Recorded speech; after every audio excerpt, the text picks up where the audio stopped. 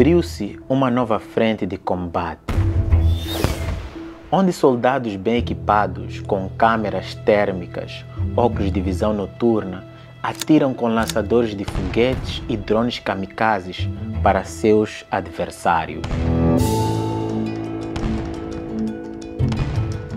Estes são soldados do grupo russo Wagner e estão prestes a ser atacados por soldados ucranianos. Neste outro vídeo, você vê um soldado do grupo Wagner capturado com um soldado do Sudão. E numa outra linha de combate, num outro país, outro soldado do grupo Wagner também foi capturado. Rússia não! Rússia não! Rússia não! Wagner não! E se você mapear onde acontecem esses conflitos, não é difícil perceber que é em países africanos. O conflito entre a Rússia e a Ucrânia pode estar a se espalhar pelo continente africano. E a questão é, será que uma nova frente foi aberta no continente africano? O que realmente está a acontecer entre a Rússia e a Ucrânia no continente africano?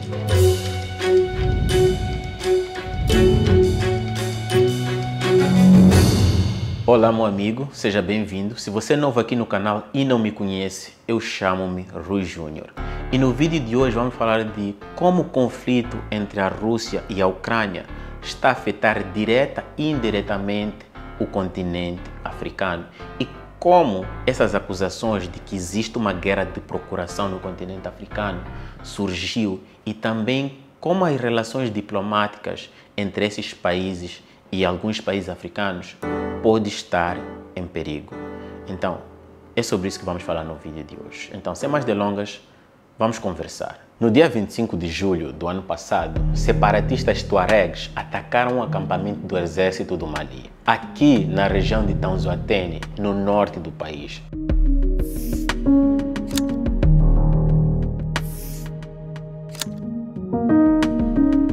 Este ataque durou 3 dias e resultou na morte de 47 soldados malianos e de pelo menos 84 combatentes do African Corps, antigo grupo Wagner. Dias depois, fotos surgiram na internet mostrando os rebeldes celebrando a sua vitória contra as forças do governo e segurando bandeiras ucranianas. Estas fotos rapidamente se tornaram virais. Alguns jornalistas dizem o seguinte, abre aspas, era óbvio que forças externas participaram daquele ataque, causando pesadas baixas ao grupo Wagner. A operação foi cuidadosamente planejada com base em informações precisas sobre os movimentos do grupo. Então, 4 dias após o início do ataque, o porta-voz da agência de inteligência militar ucraniana, GUR ou DIO, Andriy Yusov, disse à emissora pública Suspline o seguinte: The fact that the rebels received the necessary information that allowed them to conduct a successful operation against Russian war criminals, the whole world has already seen this. In principle, this can be commented on.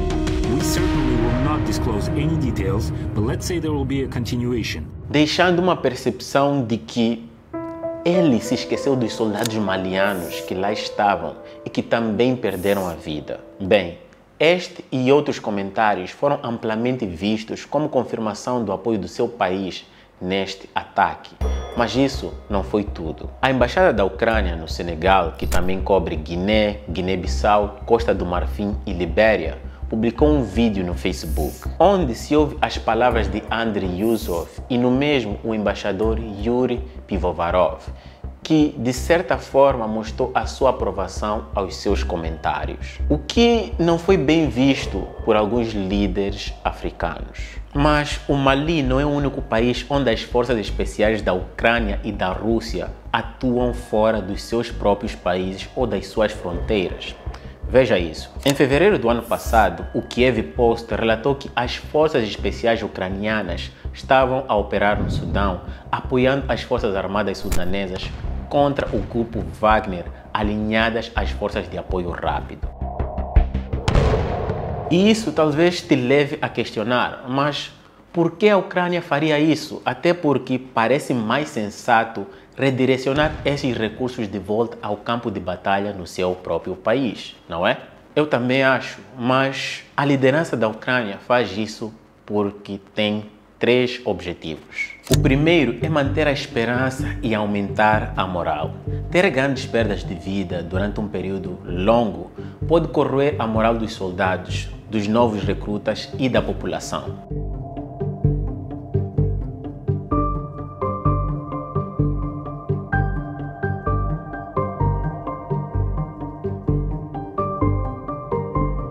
Atacando a Rússia em outras frentes e tendo resultados positivos, mostram que a Rússia não é invencível e principalmente renova a esperança de todos. E isso é fácil de ver com as reações que os ucranianos mostram com esta derrota do grupo Wagner.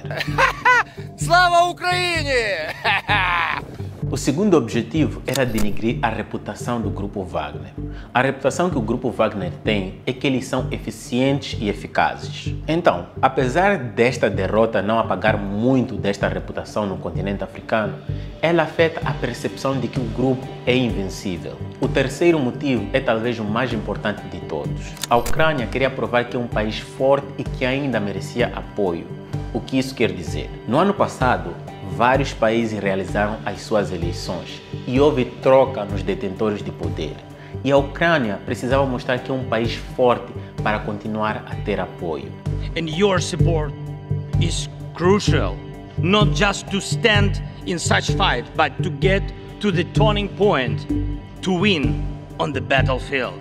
Afinal, nenhum país vai ajudar infinitamente um outro do qual ele tem a percepção que já perdeu ou não tem nada a ganhar. Isso sem contar com as eleições mais importantes do ponto de vista da Ucrânia, que foram as eleições dos Estados Unidos da América. I hope that if people of America will vote for President Trump, I hope that his policy with Ukraine will not change.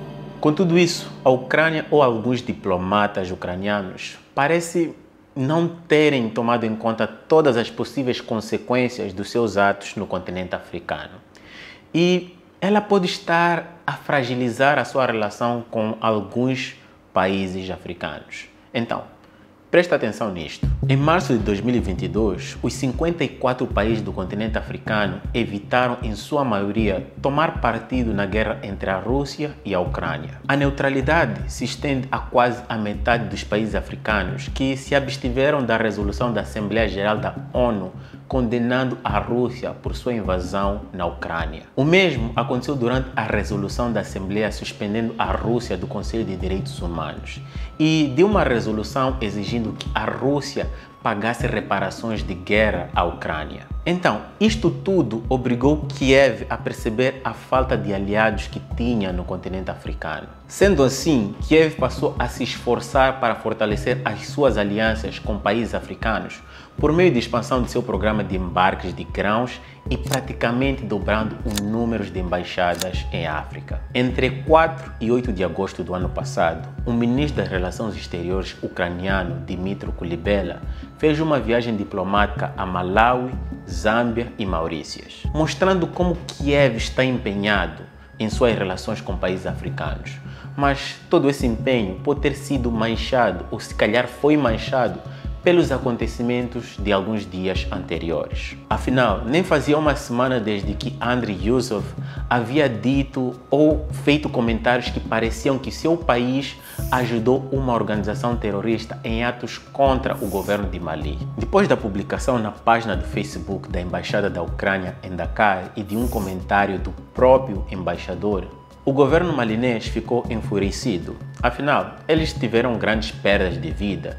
E, sendo assim, pouco tempo depois, no dia 3 de agosto de 2024, o Ministério das Relações Exteriores de Senegal fez este comunicado onde diz o seguinte, abre aspas, o nosso país, que rejeita o terrorismo em todas as suas formas, não pode aceitar no seu território e de forma alguma comentários e gestos a favor do terrorismo, especialmente quando este último visa desestabilizar um país irmão como o Mali.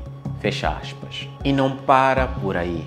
O embaixador da Ucrânia em Dakar foi convocado pelo Ministério Senegalês e eles fizeram esse comentário, abre aspas. Relativamente ao embaixador da Ucrânia em Dakar, foi convocado para o Ministério de Integração Africana e dos Negócios Estrangeiros e foi recordado as suas obrigações de discrição, contenção e não interferência que devem acompanhar a seriedade e solenidade da sua missão. Fecha aspas. E foi aqui onde os comentários de Pivarovov começaram a ter efeitos negativos. E em 4 de agosto do ano passado, o Mali rompeu relações diplomáticas com a Ucrânia, acusando-a de ajudar terroristas que o exército malinês vem lutando para expulsar de suas fronteiras. Pivovarov prontamente apagou suas postagens nas redes sociais sobre Mali, porém, este ato não foi reconhecido como um grande erro ou algo do gênero. Tanto que o porta-voz do governo do Mali, Amadou Adramani, anunciou em uma declaração televisionada que seu país iria pedir ao Conselho de Segurança da ONU para debater a agressão da Ucrânia. No dia seguinte, 3 coisas importantes aconteceram. A primeira, o Ministério das Relações Exteriores da Ucrânia disse que Mali cortou relações sem conduzir um exame completo dos factos e circunstâncias e sem fornecer nenhuma evidência do envolvimento da Ucrânia.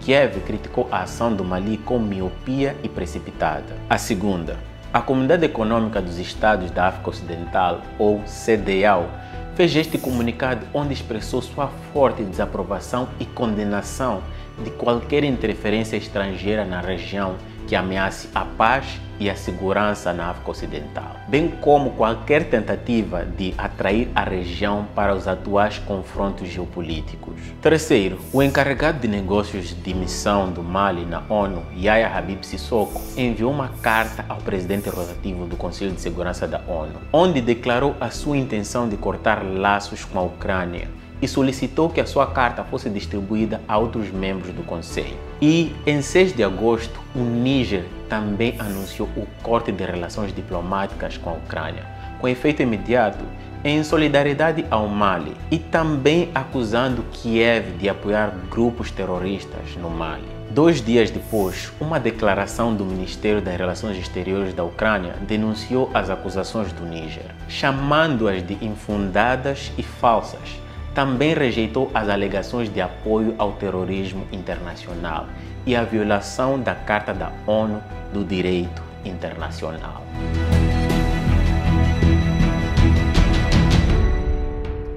Então, embora não se tenha revelado ou apresentado uma prova concreta, até mesmo não se tem detalhado como e quando tal coordenação militar foi estabelecida entre a Ucrânia e os separatistas do Mali, os comentários de Yusuf provocaram uma série de disputas diplomáticas explosivas. Os comentários de Yusuf, juntamente com os de Pivoravov, em suas postagens agora deletadas, onde haviam dito "o trabalho continuará, certamente haverá outros resultados", desencadearam preocupações em outras partes da região do Sahel de que a guerra Rússia-Ucrânia está a se espalhar para o continente, gerando temores de que partes de África possam se tornar uma zona de guerra por procuração para a Rússia e a Ucrânia, que realmente nenhum país quer que isso aconteça.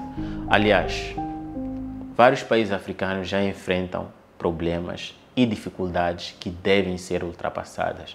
E é difícil desenvolver um país, um continente em conflitos, apesar de que existem países que se desenvolvem através de conflitos diretos ou guerras de procuração.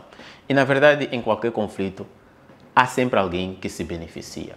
Mas é isso, esperamos que a paz seja alcançada e que todos os conflitos atuais geopolíticos possam ser resolvidos. Então é isso, meu muito obrigado. Não se esqueça de dar aquele soco no like, partilhar com mais pessoas, porque isso ajuda o canal a crescer e a partilhar mais informação com as pessoas. E se você quer apoiar este canal, por favor, torne-se membro do canal ou do Patreon para você ter acesso a conteúdos antecipados ou temas de tópicos que vão ser abordados. E, claro, se você quiser ainda apoiar muito mais esse canal, você pode comprar uma xícara de café para mim no Buy Me a Coffee. O link estará disponível aí na descrição. Então é isso. Meu muito obrigado, Koshikuro, Kanimambo, Asante Sana, Matando, Nkasakidila. Te vejo no próximo vídeo. Tamo juntos, esse é o começo. Peace.